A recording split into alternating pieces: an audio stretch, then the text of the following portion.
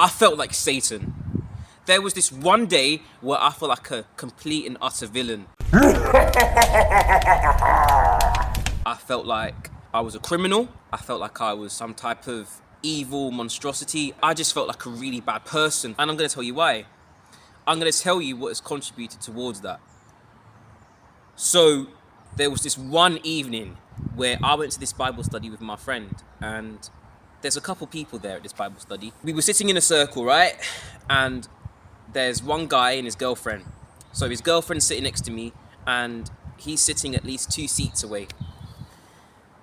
And for some reason, abruptly, I started getting these thoughts in my mind about his girlfriend, about flirting with her, about talking to her in a very flirtatious way and aggravating him by doing that. I don't know why I had these thoughts, guys, but for some reason they just took over my mind for like at least 5 minutes or so. I kept thinking about flirting with her. I kept thinking about me flirting with this girl, talking to her in a flirtatious way so that I would get him so distraught by that.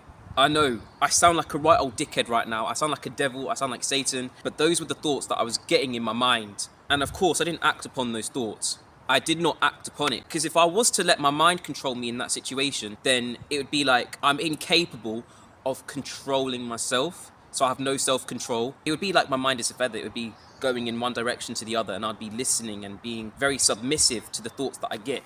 However, I do have self-control, and I know how important it is to control your brain, otherwise it will control you. Those thoughts, those evil, malicious thoughts that I got in my mind, they were so useful. I know.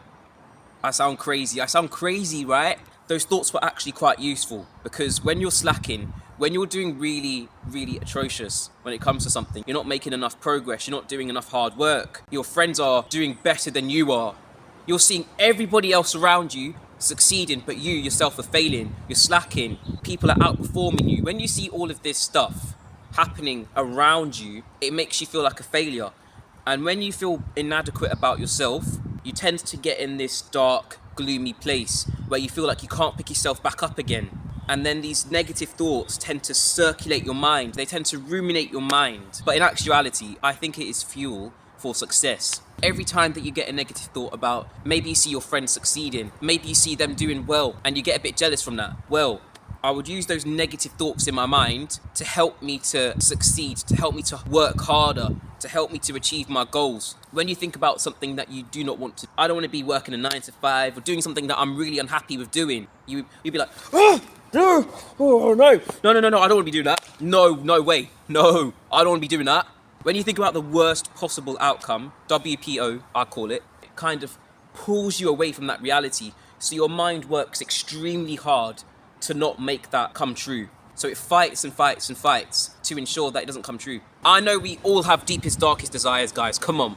Whether that be wanting to have sex with a lot of girls, whether that be obtaining a lot of materialistic possessions so that we can entice people, so that we can get praise and compliments and validation. We want to kind of show off our nice fancy Lambo, our nice fancy clothes, the jewelry and everything, right? We all have deepest, darkest desires, one way or the other. We can actually own our deepest, darkest desires so that it will help us in the long run to achieve our goals. Let's say I was an unattractive man. Let's say if I was skinny, I was getting bullied at school, acne all over my face, lack of friends, lack of social skills, lack of confidence. A person like that surely has deepest, darkest desires. You can't bullshit me. We've all got these deepest, darkest desires, right?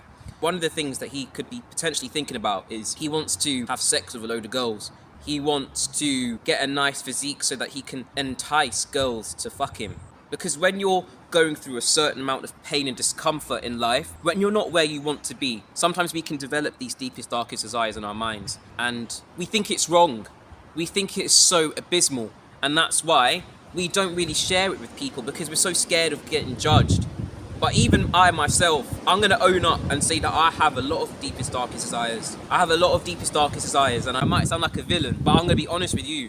One of mine is to become really successful and to make all the people that treated me badly in the past, to make all the people that made me suffer jealous, to see me succeeding, to see me achieving so much in life. I want to make those people jealous by succeeding and becoming really successful. So that's one of my deepest, darkest desires. And they do say that success is the best revenge. We all have deepest, darkest desires. We all want something out of life. We all have these fantasies in our mind. It's not necessarily a bad thing. People will tell you that it is a bad thing for you to have these thoughts in your mind, but actually it's quite a good thing. I think it's one of the best things that you can actually think about if you utilize it in the right way. If I'm currently at a stage of my life where I'm unhappy, then obviously it's going to provide me with that fuel. It's going to provide me with that type of motivation and energy to work hard towards my goals. Complacency and comfort are the killer of man. When you're in those stages in your life where you're complacent and comfortable, you're not going to make any progress when you're comfortable. It's when you're truly uncomfortable. It's when you're feeling so dissatisfied with yourself. It's when your life is so miserable and horrible is when you want to make the biggest changes. That's going to motivate you to make the biggest burst of action. You can harness that negative energy. You can harness your deepest, darkest desires to help you to achieve a lot more in life. Because when you're comfortable, when you're in a state of complacency, do you want to work even harder?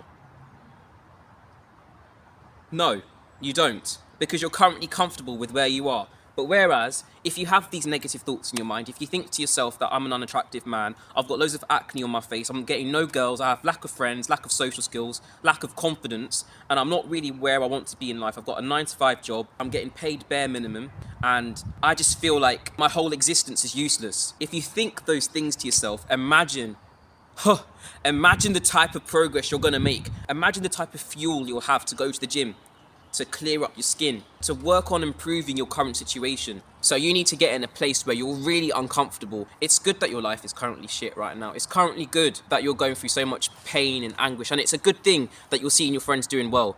It's a good thing that you have this jealousy inside of you, this hatred inside of you, because you can work on that. You can have that as a bit of fuel inside of you to go much more harder in the gym, to outwork everybody else. So it's good to have this inside of you if you utilize it in the right way. I don't know what current situation you are in life whilst watching this, but I'm guessing by you clicking on this video that you're not really happy with your life. You're in a state of unhappiness. You're in a state where you don't really know what's going on. You don't have everything figured out. So I want you to watch this video today and I want you to take some action from it. If you're feeling so crap about yourself, if you're feeling crap about your body, do at least 10 push-ups. If you're feeling crap about your social skills, then the only way that you can improve on that is getting up your ass and go speak to people. Go and speak to people and improve on that. And then you will see your life improving. Once you take actionable steps towards improving your life, instead of crying and moping and feeling sorry for yourself, you actually take actionable steps to be the person that you aspire to be, to go and achieve your goals. Because nothing good came out of you having a self-pity party, about you feeling sorry for yourself. If you don't have a girlfriend and you want to have someone in your life, then go talk to girls. Go and talk to girls and improve your charisma.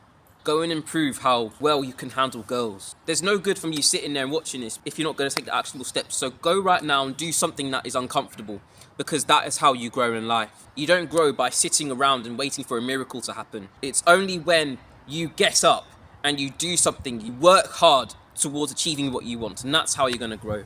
So embrace your deepest, darkest desires, own up to them, and use that negative energy inside of you as a source of fuel so that you can work much more harder towards achieving your goals. So, without further ado, I'm going to conclude with this. When you fall down, pick yourself back up again like the warrior that you are, and you keep fighting the fight. You keep fighting the fight, guys, and I shall see you in the next video. Alright, peace out.